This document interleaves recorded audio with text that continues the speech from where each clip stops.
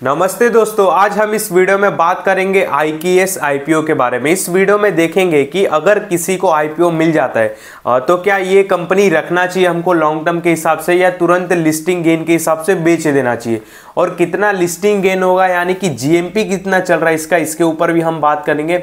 और इसके थोड़े बिजनेस मॉडल को भी हम समझने की कोशिश करेंगे कि इसका बिजनेस मॉडल कैसा है और इसका रेवेन्यू कहाँ से आता है, इसके रिस्क फैक्टर क्या है। ये जो बिजनेस है, अगर हम IPO लगने के बाद भी सपोज इसको फ्यूचर के लिए रखते हैं, ठीक है, तो हमको क्या क्या रिस्क देखने के लिए मिलते हैं और इस IPO को लेके मेरा क्या नज़रिया, अगर सपोज मुझे IPO लग जाता है या नहीं लगता है तो मेरे सारे क्या नज़रिए रहेंगे, इसके ऊपर हम इस वीडियो में चर्चा करेंगे।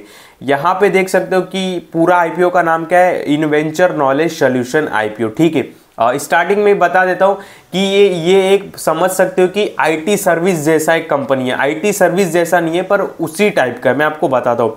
अब बेसिकली यहाँ पे जब IPO का हम डिटेल देखते हैं, GMP भी मैं आपको बताऊंगा, टेंशन मत लो। यहाँ पे देखो लिखा क्या है कि 2006 में ये मतलब इनकॉर्पोरेट हुआ था और Inventurus knowledge solution IPO provide to service health care enterprises such handling administrative chose work paper the company doctor and other health care provide by handling. मतलब बेसिक इसका काम क्या है, देखो होता क्या है कि ये हॉस्पिटल इंडस्ट्री को सर्विस देता है। अब आप बोलोगे उनको कैसी सर्विस देता है। अब हॉस्पिटल इंडस्ट्री में क्या होता है कि पेपर वर्क, मतलब डॉक्टर के बाद सबसे बड़ा काम रहता है पेपर वर्क का, कि किसी का मान लो कि क्लेम करना हो, उसका पैसा आ रहा है, बिलिंग का काम हो, फिर बाद में जो डॉक्टर के भी कुछ पेपर वर्क रहते। तो बेसिकली जो ये IKS है ना, ये काम उनका पेपर वर्क वगैरह यही करने का है, ठीक है। उनके बोलने का मतलब ये है कि हॉस्पिटल में जो डॉक्टर है वो पूरा मतलब अपनी सर्विस दे, मतलब जो हॉस्पिटल में जो डॉक्टर रहते अपने डॉक्टर वाली सर्विस दे, ठीक है, पूरा पेशेंट्स पे फोकस रहे। और उनके बोलने का मतलब जो भी आपका पेपर वर्क है और जो भी जो क्लेम करता है इंश्योरेंस वगैरह और जो बिलिंग वगैरह रहता है, हमारा खुद का सॉफ्टवेयर है, आप वो यूज़ करो, आपको बहुत ईजी पड़ेगा। और आपके जो एम्प्लॉय है, मतलब आपको एम्प्लॉय भी कम रखना पड़ेगा, ठीक है, क्योंकि हमारा सॉफ्टवेयर उसमें इजीली सारा हो जाएगा। अगर कोई हॉस्पिटल में पेशेंट्स आता है तो उसका पेपर वर्क से लेके बिलिंग वगैरह, बेड वगैरह, ये सारे जो सर्विस है ना, ये IKS प्रोवाइड कराता है हॉस्पिटल को, ठीक है। अब आप बोलोगे कि ये तो इंडिया में होता ही नहीं, इंडिया में तो वो बैठे रहते हैं, सब पेपर वर्क करते। तो भाई ये इंडिया में इनका बिजनेस ही नहीं है। इनका 3 कंट्री में बिजनेस है। एक अमेरिका, यहाँ पे लिखा था, एक देखो अमेरिका, कनाडा और ऑस्ट्रेलिया। और आपको जान के हैरानी होगा कि इनका 99% अमेरिका से ही बिजनेस आता है, ठीक है। मतलब ऑलमोस्ट आप पकड़ लो कि पूरा बिजनेस ही इनका अमेरिका से आता है, ठीक है। ये इनके लिए एक नेगेटिव पॉइंट भी आप पकड़ सकते हो, ठीक है। क्यों? क्योंकि सपोज मान लो कल को अमेरिका में हेल्थ केयर से रिलेटेड या जो ये सर्विस प्रोवाइड कर रहे, कल को एक रूल निकलता है कि ये सर्विस आप नहीं प्रोवाइड कर सकते हो, ये हॉस्पिटल को ही करना पड़ेगा, हॉस्पिटल को अपना सॉफ्टवेयर लाना पड़ेगा, या कुछ भी ऐसा रूल अगर निकलता है, कुछ क्या बोलते कि टर्म एंड कंडीशन निकलते, तो ये इनको प्रॉब्लम हो सकता है, ठीक है। क्यों? क्योंकि इनका बिजनेस ही पूरा उधर से आता है, तो उधर कुछ सरकार रूल एंड रेगुलेशन करती है चेंजेस, तो इनको फर्क पड़ सकता है। ये एक नेगेटिव पॉइंट आप बोल सकते हो, ठीक है। बाकी इनका एक और अच्छा पॉजिटिव पॉइंट ये भी है, इनके लिए पूरा मार्केट खुला हुआ है, क्योंकि अभी तक ये इनका 99% जो बिजनेस है वो US से आ रहा है, यानी कि अमेरिका से आ रहा है। तो कनाडा और ये ऑस्ट्रेलिया में जो मतलब इन्होंने थोड़ा पैर अपना जमाया, ठीक है, 1% बोल सकते हो, तो इनके लिए ऑस्ट्रेलिया और कनाडा का पूरा मार्केट खुला हुआ है। अब आप बहुत लोग बोलेंगे कि क्या ये इंडिया में भी आ सकते हैं। देखो फ्यूचर में आ भी सकते हैं। इंडिया में क्या है ना, अभी वैसा इंफ्रास्ट्रक्चर नहीं है कि ये सारे सॉफ्टवेयर कंपनी वाले आए और हॉस्पिटल को सर्विस दे, क्योंकि यहाँ तो ज़्यादातर काम भाई डॉक्टर ही कर लेते हैं, ठीक है।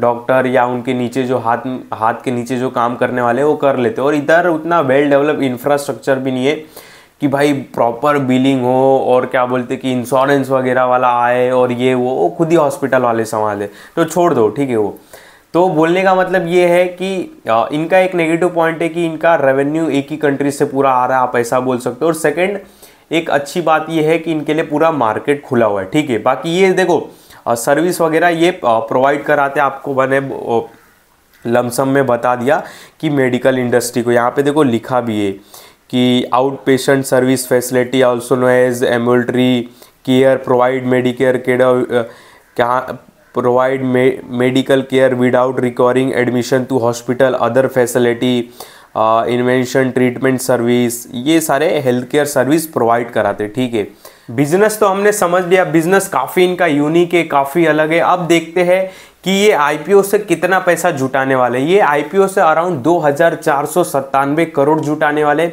और ये पैसा कहाँ जाने वाला है? ये पैसा देखा जाए तो कंपनी के पास नहीं जाने वाला है, ये पैसा शेयर होल्डर के पास जाने वाला है। यानी कि जो भी इसके शेयर होल्डर है, जो अपने शेयर्स बेच रहे, जो इनके एम्प्लॉय है, जो इनके एक्स एम्प्लॉय है, ये सारे अपने शेयर को फ्री कर रहे हैं। ठीक है, मार्केट में डाइल्यूट कर रहे हो बोल सकते हो।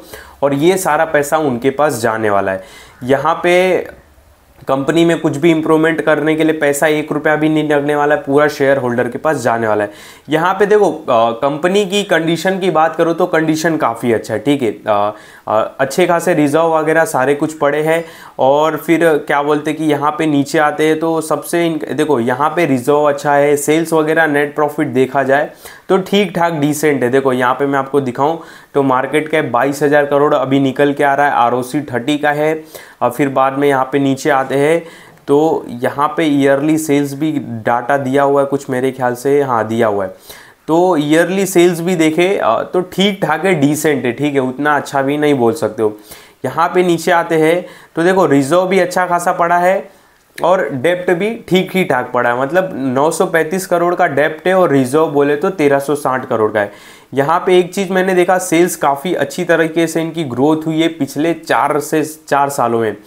2020 में इनका रेवेन्यू था 529 करोड़, जो कि अब बढ़ के अराउंड 1800 करोड़ के आसपास का हो चुका है। यानी कि 4 सालों में ऑलमोस्ट 3-3.5 गुना इनका बिजनेस बढ़ चुका है, जो कि काफ़ी अच्छी बात है। और यहाँ पे डाटा नहीं है, लिस्ट होने के बाद और डाटा यहाँ पे आएगा तो ये ठीक ठाक है। और पर एक चीज़ इसमें थोड़ा ये मतलब ओवर वैल्यूएशन निकल के आ रहा है।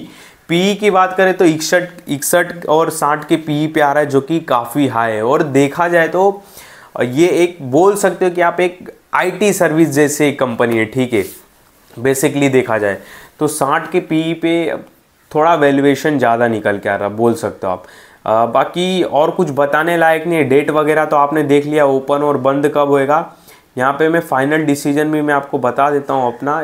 यहाँ पे ये आईपीओ 12 को ओपन मतलब हो ही गया है और 16 को क्लोज होने वाला है। ठीक है, और इसका जीएमपी अगर मैं आपको बताऊँ तो इसका जीएमपी निकल के आता है, एक सेकेंड यहाँ पे मैं जीएमपी दिखा दूँ। आईकेएस नहीं, आईपीओ जीएमपी अराउंड 25-26% के आसपास का इसका जीएमपी भी निकल के आ रहा है। ठीक है, लाइव आईपीओ जीएमपी देखे तो पेज लोडिंग हो चुका है, अराउंड 30% के आसपास का इसका जीएमपी निकल के आ रहा है, जो कि काफ़ी अच्छी बात है। अब बात आती है देखो अप्लाई की, तो अप्लाई तो मैं ज़रूर करूँगा, लेकिन केवल लिसनिंग गेन के लिए। आप बोलोगे लॉन्ग टर्म, तो मैं लॉन्ग टर्म के हिसाब से तो अप्लाई नहीं करने वाला हूँ कि मेरे को अगर आईपीओ मिल भी जाता है तो मैं लॉन्ग टर्म के लिए रखूँ, बिल्कुल भी नहीं। देखो, एक तो 60-61 का पीई है, एक तो वो मुझको नहीं पसंद आ रहा है। और सेकंड क्या है ना कि मैं देखूंगा लिस्ट होने के बाद 1-2 क्वार्टर देखूंगा, और जो इसके भाई सीएफओ रहेंगे, जो सीईओ रहेंगे, जो कंपनी को चलाते रहेंगे, उनका कमेंट्री कैसा निकल के आता है इस कंपनी को लेके। ठीक है, आउटलुक कैसा निकल के आता है आने वाले फ्यूचर के लिए। 1-2 क्वार्टर देखूंगा, अगर तब समझ में आया, अच्छे वैल्यूएशन पे आया, तब उस टाइम पे हम सोचेंगे। ठीक है, बाकी मेरा इसमें यही नज़रिया है, लिसनिंग गेन लेके साइड निकल जाना। बाकी इसके अलावा मेरे पास और भी ऑप्शन है देखा जाए तो। ठीक है, देखो ये मेरा नज़रिया है, ये मेरी सोच है। ठीक है, इसमें मैं गलत भी हो सकता हूँ, आप अपने नज़रिए से चलना। आप मेरे नज़रिए में आके इस आईपीओ को ऐसा नहीं कि भाई तुरंत बेच दे या कुछ भी खरीद ले। ठीक है, जो भी आपको डिसीजन लेना है आपको अपने हिसाब से लेना है, मेरी बातों में आके नहीं लेना, इस बात का ध्यान देना। मेरा सिंपल सा नज़रिया है, लिसनिंग गेन मुझे मिला, अगर आईपीओ लग गया तो फिर भाई मैं तो बुक करके निकल जाऊंगा, और फिर बाद में आगे सोचूंगा कि क्या करने का है।